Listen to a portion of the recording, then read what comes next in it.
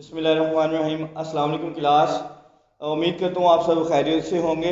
और last time बेटा जो हमारे टॉपिक में स्टडीज़ के हवाले से बात चल रही थी केमिस्ट्री में प्री 9 चैप्टर नंबर 3 में, उसमें हमने डिटेल में डिस्कस किया था ग्रुप्स को और उसके साथ पीरियड्स को।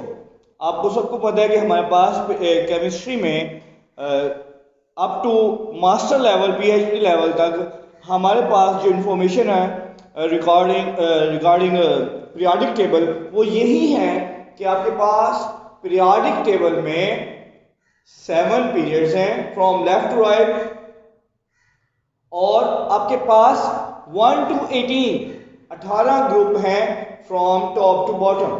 ये लास्ट टाइम यही हमारे प्रीवियस लेक्चर्स में बातें चल रही थी, डिस्कस हो रही थी।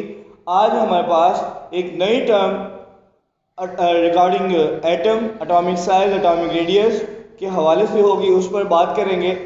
तो आप सबने प्रीवियस लेक्चर्स की जैसे आरपी सेंड की है मुझे, बहुत से बच्चों ने बहुत अच्छा परफॉर्म किया हुआ है, उसको हम अप्रिशिएट करते हैं। और चंद एक बच्चे में भी उनका कोई प्रॉब्लम होगा नेट वगैरह का या कोई और इशू हो सकता है, तो उनसे भी रिक्वेस्ट है कि वो उन लेक्चर्स को जल्द अज जल्द प्रिपेयर करें, उनकी आरपी प्रैक्टिस करें और हमें व्हाट्सएप पर भेजें अपनी आरपीज, ठीक है, ताकि आपकी स्टडीज़ को चेक किया जा सके इजीली, ठीक है। ओके बेटा, आज का टॉपिक हम स्टार्ट करते हैं atomic size and atomic radius.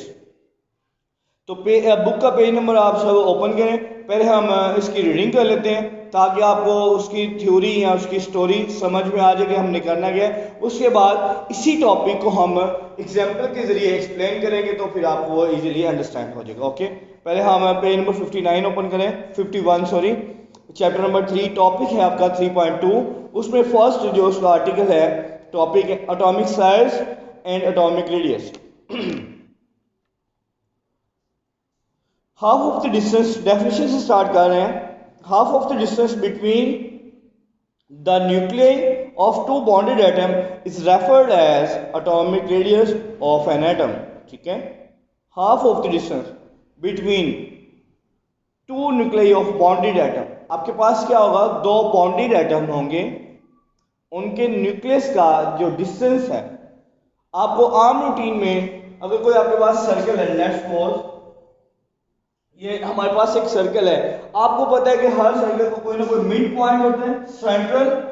अब सेंटर से मैक्सिमम फासला बाउंड्री तक का इन आर डायरेक्शन वो क्या होता है, रेडियस आर, वो क्या होता है, रेडियस आर, ठीक है। इसी तरह जो हमारे पास एटम की शेप है वो जस्ट लाइक अ स्फीयर, ठीक है, सर्कुलर फॉर्म टाइप, तो उसका भी रेडियस होगा डेफिनेटली। न्यूक्लियस एटम के सेंटर में एग्जिस्ट करता है, आप सबने चैप्टर 1 में भी पढ़ा हुआ है न्यूक्लियस क्या होता है, न्यूक्लियस पर चार्जेस, ये वो सारी चीजें, ठीक है। न्यूक्लियस में जो पार्टिकल है उन्हें सब एटॉमिक पार्टिकल्स के नाम से जानते हैं, जैसे प्रोटॉन है, न्यूट्रॉन है, और शेल्स में इलेक्ट्रॉन होते हैं, डेफिनेटली आपको पता है, उनके चार्जेस का भी आपको पता है, ये सारी चैप्टर 1 की बातें हैं। तो मिड से मतलब मैक्सिमम फासला बाउंड्री तक का वो रेडियस है किसी भी सर्कल का। तो एटम आपके पास जो स्फीयर शेप है वो भी सर्कल टाइप है, तो आप इजीली देख सकते हैं कि यहाँ पर यहाँ से यहाँ तक का फासला 1 रेडियस, ये मैं डॉटेड पर आ रहा हूँ, ये 1 रेडियस हो गया। इसी तरह उसने कहा half of the distance between to bonded atom, दो बॉन्डेड एटम के दरमियान जो फासला है न्यूक्लियस, ये भी आ रहा है और ये भी आ रहा है, यानी कि इस पॉइंट से लेकर इस पॉइंट तक का जो मैक्सिमम फासला है वो कितने, 2r, कितने बेटा, 2r, यानी कि r का रेडियस का क्या होगा, डबल, एक रेडियस इस एटम का और एक रेडियस इस एटम का। अब जो भी इसका फासला होगा मैक्सिमम, ये हम एग्जांपल कोट कर रहे हैं for carbon atom, for carbon atom, carbon represent करते हैं कैपिटल C से, एटॉमिक नंबर इसका 6, मास नंबर, ये एटॉमिक मास इसका क्या है, 12, एटॉमिक नंबर 6 है, एटॉमिक मास क्या है, 12। तो इस कार्बन, ये दो कार्बन एटम्स हैं जिनका ये स्फीयर्स बने हुए हैं, कार्बन एटम के दोनों न्यूक्लियस, डेफिनेटली उनका जो मैक्सिमम फासला है न्यूक्लियस से, न्यूक्लियस टू न्यूक्लियस, इन दोनों का जो दरमियानी फासला है वो है 2r, और डिस्टेंस है 154 पिकोमीटर्स, ठीक है, 154 पिकोमीटर्स। अब ये डिस्टेंस है from one nucleus to another nucleus of the other atom, ठीक है, दो एटम्स हैं, दोनों क्लोज हैं, बाउंड्री टच हो रही है, एक न्यूक्लियस से दूसरे न्यूक्लियस का फासला कितना है 154 picometre for carbon atom, for carbon atom. तो उसने कहा है डेफिनेशन में half of the distance between two nuclei of bonded atom, between two nuclei of bonded atom, ठीक है, हाफ ऑफ उसका डिस्टेंस कितना बनता है 77 पिकोमीटर। तो ये इसका एटॉमिक रेडियस है कार्बन एटम का, ठीक है। अब इसको मजीद रीडिंग कर लेते हैं इसकी बेटा। फॉर एग्जाम्पल से दोबारा बात स्टार्ट करते हैं हमारी। For example the distance between the nuclei of two carbon atom in its elemental form is 154 picometers. It means इनका जो मैंने फासला है 154 पिकोमीटर है, न्यूक्लियस से न्यूक्लियस का फासला, बट हमने हाफ फाइंड आउट करना है। 154 का जो हाफ बनता है वो 77। It means its half 77 picometre is the radius of carbon atom, is the radius of carbon atom as shown in figure. आपकी ये डायग्राम आपकी बुक में गिवन है और आपने भी डेफिनेटली ये जब क्वेश्चन आएगा एटॉमिक रेडियस के हवाले से डेफिनेटली आपने ये डायग्राम ड्रॉ करनी होगी, okay, with man. When we move from left to right in a period, अब इसका ट्रेंड स्टार्ट हो गया, मींस दैट जो आपने पीरियोडिक टेबल ये पढ़ा था जो कि बना हुआ है आपके पास पेज नंबर 48 पर। अब एक हमारे पास टॉपिक है एटॉमिक रेडियस, ठीक है। आज का जो टॉपिक जिस पर हम बात कर रहे हैं, इसका ट्रेंड, इसका रुझान पीरियोडिक टेबल पर एलिमेंट्स पर कैसे होता है, कैसे एप्लीकेबल है ये वाली प्रॉपर्टी है एटॉमिक रेडियस की एटम्स की। तो उसका ट्रेंड्स है, फर्स्ट हमारे पास ट्रेंड है पीरियड्स में। हमने ये चेक करना है ये जो एटॉमिक साइज या एटॉमिक रेडियस की हम बात कर रहे हैं, ये पीरियड्स में from one element to other element one by one different, ये इंक्रीज करता है या डिक्रीज करता है, ठीक है। तो इसका हम देखते हैं when we move from left to right in a period atomic number increases. जैसे जैसे हम पीरियड से from left to right side move करते हैं, एटॉमिक साइज आपको पता है कि वन बाय वन के डिफरेंस से वो बढ़ता है, इंक्रीज होता है। Yet the size of atom decreases gradually, लेकिन बेटा जो उनका एटॉमिक साइज है एटम्स का फ्रॉम लेफ्ट टू राइट वो डिक्रीज करता है। उसकी रीजन, क्योंकि पीरियड्स में नए शेल्स ऐड नहीं होते, नंबर ऑफ प्रोटॉन बढ़ते रहते हैं, नंबर ऑफ प्रोटॉन बढ़ते हैं, नए शेल्स ऐड नहीं होते फ्रॉम लेफ्ट टू राइट, जिसकी वजह से इफेक्टिव न्यूक्लियर चार्ज बढ़ जाता है। यानी कि इसको हम अगर सिंपल वर्ड्स में समझें, न्यूक्लियस की अट्रैक्शन आउटरमोस्ट इलेक्ट्रॉन पर क्या हो जाती है मैक्सिमम, जिसकी वजह से वो इलेक्ट्रॉन को अपनी तरफ अटैक करते हैं, जिसकी वजह से एटम का साइज क्या होता है decrease from left to right, decrease from atomic size of an atom decreases from left to right, okay. It is because, अब वो रीजन खुद बुक में आपके पास लिखी भी हुई है, वो आप आसानी से रीड कर। It is with increase of atomic number the effective nuclear charge increases gradually because of addition of more and more protons in the nucleus। जैसे मैंने अभी आपको बताया न्यूक्लियस में प्रोटॉन्स की तादाद क्या होती रहेगी, ज़्यादा होती रहेगी, जिसकी वजह से इफेक्टिव न्यूक्लियर चार्ज बढ़ेगा। इफेक्टिव न्यूक्लियर चार्ज के बढ़ने से एटम का साइज क्या होगा, रिड्यूस होगा, डिक्रीज होगा। But on the other hand addition of electron take place in the same valence shell, जो इलेक्ट्रॉन ऐड हो रहे हैं वो सेम शेल में ऐड हो रहे हैं, शेल्स में एडिशन नहीं हो रही। इलेक्ट्रॉन में बेशक एडिशन हो रही है लेकिन शेल्स में इजाफा नहीं हो रहा। इन पीरियड्स की बात कर रहे हैं। Shells do not increase, there is gradual increase of effective nuclear charge which increase due to addition of proton। This force pulls down or contacts the outermost shell towards nucleus.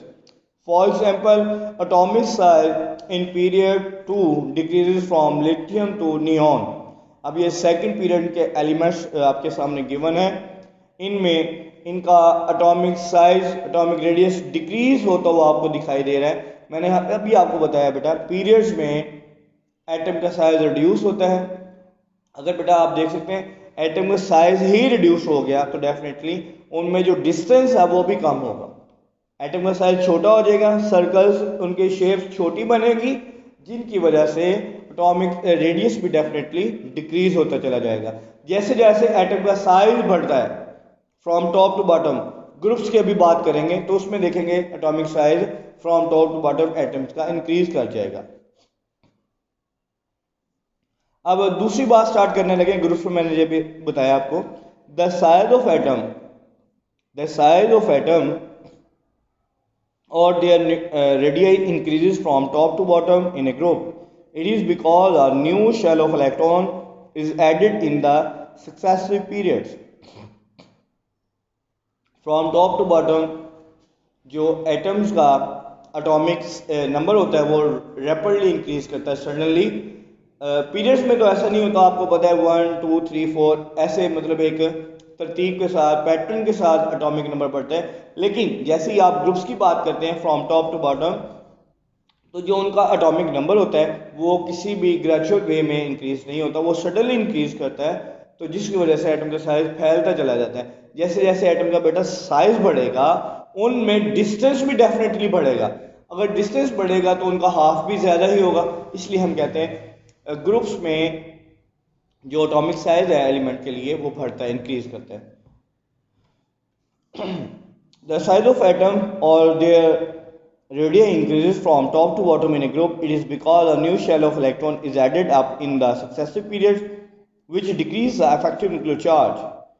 The trend of atomic size of transition elements has slight variation when we consider this series in a period. The atomic size of an element first reduces or atom contracts and then there is increase in it when we move from left to right in a period number 4. Atomic size first group का भी आपको बता दिया और second period के atomic size आपको radii बता दिए गए हैं।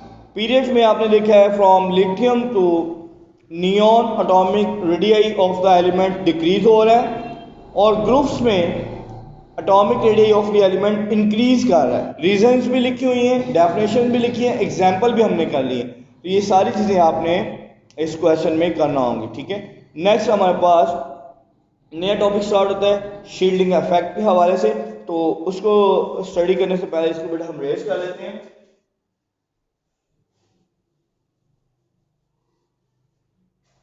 ठीक है, शील्डिंग इफेक्ट हमारे पास नया टॉपिक आ रहा है बेटा शील्डिंग इफेक्ट। अब शील्डिंग इफेक्ट को डिस्कस करने से पहले हम क्या करेंगे, शील्डिंग इफेक्ट को सिंपल वर्ड्स में समझ लेते हैं। What is shielding effect? Shield का मतलब आप जो समझ सकते हैं वो ये है एक रुकावट, ठीक है। एक सेंटर में किसी दो चीज़ों के दरमियान किसी चीज़ का पाया जाना रुकावट के तौर पर, उसे शील्ड, ठीक है। इसको मैं सिंपल वर्ड्स में अगर आपको समझाना चाहूँ, वो जो हमारे पास वेल्डिंग का काम करते हैं, वेल्डिंग पर्पसेस, ठीक है, उन्होंने बेटा आपने अगर उनको देखा हो तो उन्होंने कंप्लीट एक मुकम्मल किट पहनी होती है, ठीक है। उन्होंने ग्लव्स पहने होते हैं, ठीक है, लिबास ऐसा पहना होता है कि जो उनको चिंगारियों से, शोलों से आग के बचा सके जब वो वेल्डिंग पर्पसेस कर रहे होते हैं, ठीक है। मेटल्स को एक दूसरे मेटल्स के साथ वो बैंड कर रहे होते हैं, जोड़ रहे होते हैं। तो आपने देखा होगा उन्होंने मुकम्मल अपने आप को प्रोटेक्शन शीट पहना हुआ था, पूरा एक उनकी किट होती है जो उन्होंने पहनी हुई होती है। तो वो शील्ड प्रोवाइड कर रहे थे। वो क्या कर रही होती है? शील्ड प्रोवाइड, रुकावट, ठीक है, सेफ्टी प्रोवाइड कर रही होती है। किसी चीज़ का पाया जाए मतलब रुकावट के तौर पर शील्ड करना। इसी तरह यही बात अगर हम एटम्स के हवाले से देखें तो एटम्स में भी शील्डिंग इफेक्ट पाया जाता है, ठीक है। न्यूक्लियस की अट्रैक्शन आखिरी शेल्स पर कम हो जाती है क्योंकि उनके दरमियान इनर शेल्स में इलेक्ट्रॉन आ जाते हैं, ठीक है, जो कि बॉन्डिंग में हिस्सा नहीं लेते, सिर्फ रुकावट पेश करते हैं, उसमें मतलब अपनी रुकावट पेश करते हैं। तो इसको हम रीडिंग कर लेते हैं शील्डिंग इफेक्ट को। शील्डिंग इफेक्ट के हवाले से इसकी डेफिनेशन देखते हैं। Valence electron experiences less nuclear charge valence electron experience less nucleus charge. उसने एग्जाम्पल बताई है सोडियम के लिए और दूसरी बताई है potassium, atomic number 19, atomic number 11। इन दोनों के हम स्ट्रक्चर्स ड्रॉ कर लेते हैं। ये न्यूक्लियस है, ये इनके बेटा शेल है, ठीक है। फर्स्ट शेल में बेटा 2 इलेक्ट्रॉन है, सेकंड में हमारे पास 8 इलेक्ट्रॉन है,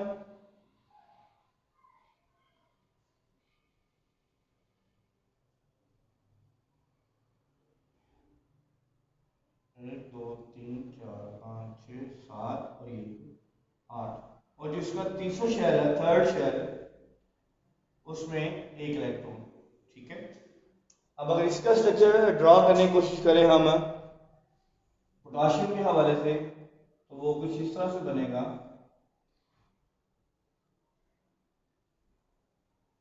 ठीक है, अब आप देख सकते हैं कि दोनों के स्ट्रक्चर्स हमने ड्रॉ कर दिए हुए हैं, जैसे कि आपके पास ये बुक में भी गिवन है। इनके इलेक्ट्रॉन्स लिख लेते हैं शेल्स में। 3 4 5 6 7 1 2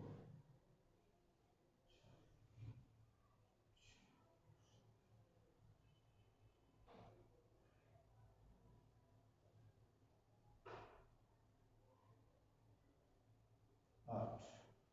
एक शेल मजीद बनेगा इसका, एक इलेक्ट्रॉन, ठीक है। ये दोनों की स्ट्रक्चर्स हमने बना लिए। हमने ये चेक करना है कि एटम्स में शील्डिंग इफेक्ट की जो हमारे पास टॉपिक के तौर पर आया वो होता क्या है असल में। शील्डिंग इफेक्ट एलिमेंट्स के ऊपर क्या इफेक्ट करता है, इसके ट्रेंड्स क्या हैं, ये भी हम इसमें देख लेते हैं। इसका नेम हम लिख देते हैं बेटा,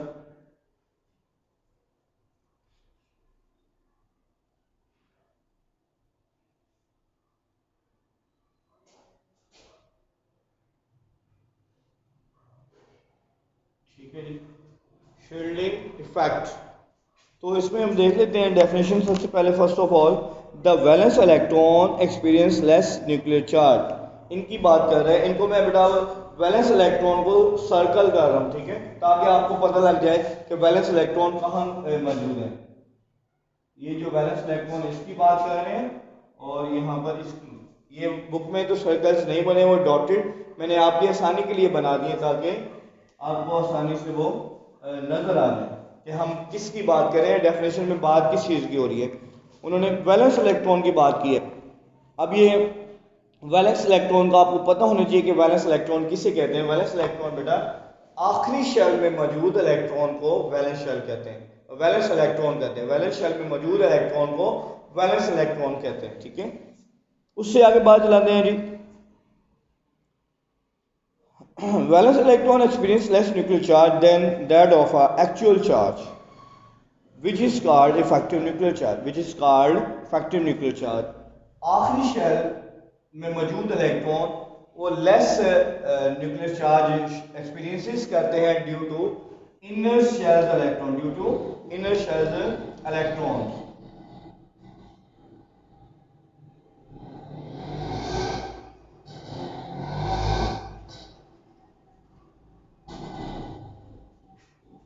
ठीक है, इस प्रॉपर्टी को कहते हैं effective nuclear charge. Means that proton की वजह से इलेक्ट्रॉन अपनी तरफ खींचे जाते हैं, जिसको कहते हैं इफेक्टिव न्यूक्लियर चार्ज, जिसकी वजह से एटम का साइज क्या होता है, रिड्यूस होता है।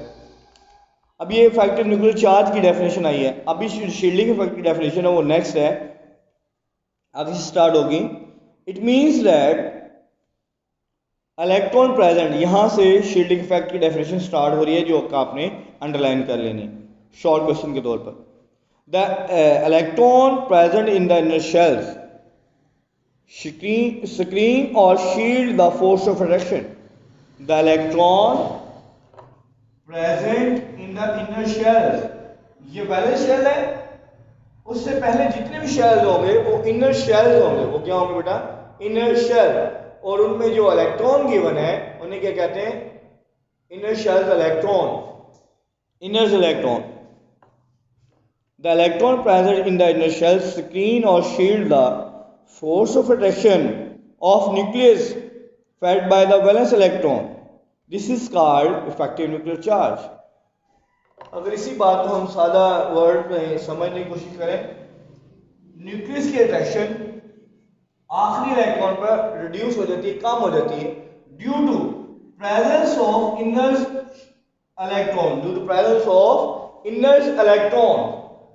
न्यूक्लियस की अट्रैक्शन आखिरी शेल में कम हो जाती है due to presence of inners electron. और जितने ज़्यादा बेटा इलेक्ट्रॉन इनर शेल्स में होंगे, इलेक्ट्रॉन की मैं बात कर रहा हूँ, जितने ज़्यादा इलेक्ट्रॉन्स होंगे between nucleus and outermost electron, ये जितने ज़्यादा इनर शेल्स में इलेक्ट्रॉन होंगे इफेक्टिव न्यूक्लियर चार्ज उतना ही ज़्यादा होगा। ठीक है, अगर इन दोनों के दरमियान इलेक्ट्रॉन्स की तादाद कम है, शेल्स कम है, इनर शेल्स की मैं बात करूँ, अगर वो कम है तो क्या होगा, इफेक्टिव न्यूक्लियर चार्ज कम होगा। अगर ये इलेक्ट्रॉन की तादाद ज़्यादा है तो शील्डिंग इफेक्ट भी क्या होगा, ज़्यादा होगा। अब इसको रीडिंग करते हैं, आगे इसके ट्रेंड्स आ जाएगा। With the increase of this is called effective nuclear charge.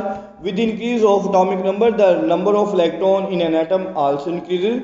That is result in increase of shielding effect. The shielding effect increases from top to bottom, from down the group in a periodic table, as shown in Figure 3.2. Because this it is easiest to take away electron from potassium and then from sodium z is equal to 11। क्या कह रहे हैं, ये इस electron को निकालना यहाँ से आसान इजी है एज कंपेयर टू सोडियम। इसका न्यूक्लियस से फासला मैक्सिमम है, ज़्यादा है एज कंपेयर टू सोडियम। इस इलेक्ट्रॉन को यहाँ से आसानी से रिमूव किया जा सकता है एज कंपेयर टू सोडियम, क्योंकि इसका अट्रैक्शन सोडियम की मैक्सिमम है यहाँ पर as compare to sodium. Potassium में न्यूक्लियस की अट्रैक्शन आखिरी इलेक्ट्रॉन पर कम है। Similarly, the shielding effect remains the same in a period if we move from left to right। तो आज के ये हमारे दो टॉपिक थे जो हमने डिस्कस किए हैं। ये लॉन्ग क्वेश्चन के तौर पर या शॉर्ट क्वेश्चन के तौर पर आ सकते हैं।